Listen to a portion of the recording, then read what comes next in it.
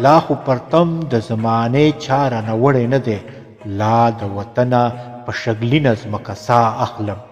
لا مې سکروټې د احساس لمبې کوي لګیا دي، لاس پر مغیې لمنې سوځي ځان دی ساتي لما، چې د غلیم نه د خوړلي مال تپوس ونه کړم، بیا به لمسی د نازو نه یمه مغول به یمه.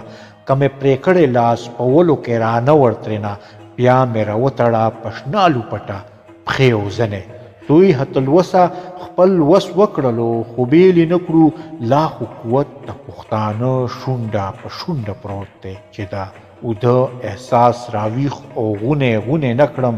بیا خو شاعر نه یم ملګرو، مداري به یمه، چې په هدف مې ستا شینکی بیرغ ونه رپو.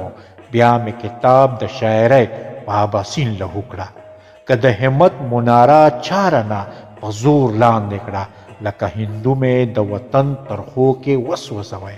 که مې ټټر د ستا د مخ په لمبو سوی نه وی، بیا پتنګ نه یمه د شمې ته ګونګټ راغلی. که مهامونو ته مې زیری د سهار ورنه کړو، بیا مې حلال کړی د شفق په سره اوږده لمن کې.